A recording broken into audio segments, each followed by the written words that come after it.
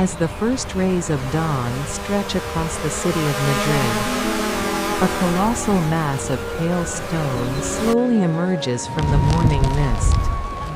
Its vast silhouette rises in silence, immovable and commanding, as though the city itself has grown around it rather than the other way around.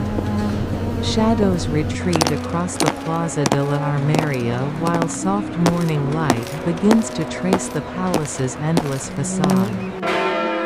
This is not a dream. This is the Royal Palace of Madrid, the Palacio Real. The air is cool and still. Bells from the Almudena Cathedral echo gently through the square, their sound drifting across stone and time.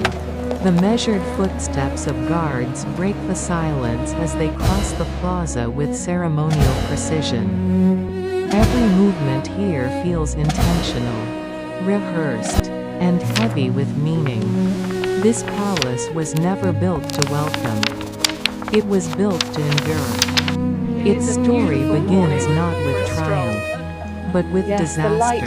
In 1734, a devastating fire engulfed the old Alcázar fortress that once occupied this site. Flames consumed the residence for 4 relentless days, destroying centuries of royal history, priceless artworks, and entire wings of the structure. What had stood as a symbol of authority vanished into smoke and ash. A close look at the single piece of San From Agustin that marble catastrophe used for came the a staircase solemn landing. vow. The next palace would never burn. King Philip V, the first Bourbon monarch of Spain and grandson of Louis XIV, Did you hear about the Duke's recent envisioned something misfortune? unprecedented. He dreamed of a voice down, palace the that walls could have rival ears, Versailles in scale, yet surpass it in permanence. But Madrid did not seek romance or theatrical excess. It demanded gravity. It demanded authority carved into the earth itself. Architects answered not with wood, but with stone. Granite and white Colmenar limestone replaced flammable materials almost entirely. Fire would never again rule here. What emerged was not simply a residence, but a fortress disguised as elegance. Rising against the deep blue Spanish sky, the palace radiates a cold, unyielding presence. Sunlight reflects off its pale stone walls, not warmly, but decisively. Symmetry dominates the structure. Windows align with mathematical precision. Columns repeat endlessly. The eye is overwhelmed not by decoration, but by scale. Covering more than 135.000 square meters. The Royal Palace of Madrid is the largest functioning royal palace in Europe. It is larger than Buckingham Scarlet tapestries Palace, are quite remarkable larger this even evening. than Versailles. Indeed, the goldwork Here, is power is exquisite, not Your Grace. whispered, it is measured, He left before multiplied, dawn, you and understand. enforced through Not a space. soul saw him Stepping go. inside, the weight of Scandalous. intention becomes unavoidable.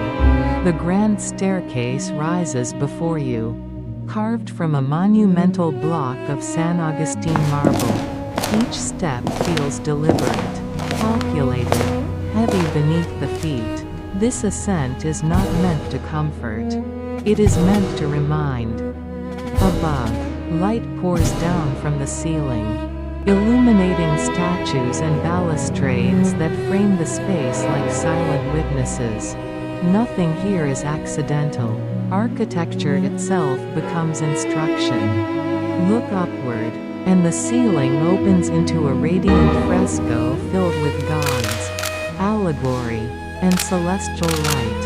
It is not mere ornament. It is a declaration. Be careful what you Royal say. authority The walls does not have rise ears. from the people Especially these below. porcelain It ones, Your descends from the Grace. heavens above. Long corridors stretch outward in perfect symmetry, creating an illusion of infinity. The effect is both mesmerizing and disorienting. One feels honored to be present. yet diminished by scale. The palace does not invite wandering. It directs it.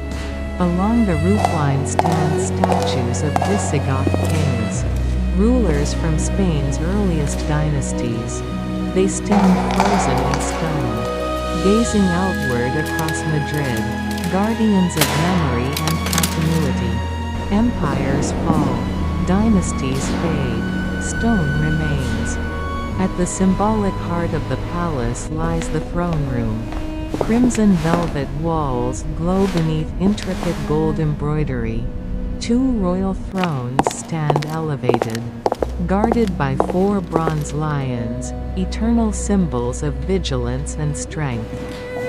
Above them, immense Venetian crystal chandeliers scatter light across gilded surfaces, illuminating centuries of coronations, proclamations, and silent judgment. Here, nations were shaped with words spoken softly. Here, silence carried consequences. Beyond the throne stretches the banquet hall, 40 meters long and built for spectacle.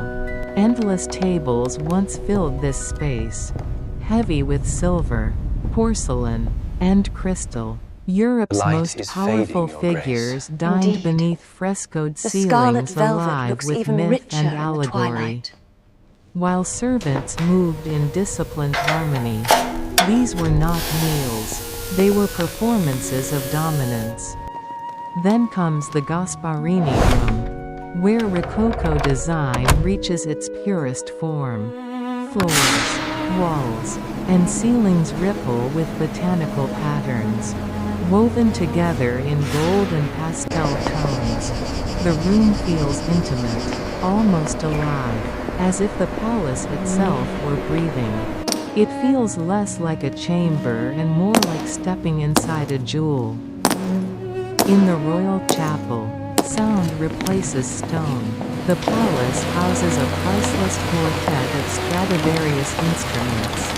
When played, their music fills the space with warmth that softens even marble and gold. Notes linger beneath gilded domes, soothing rulers burdened by power.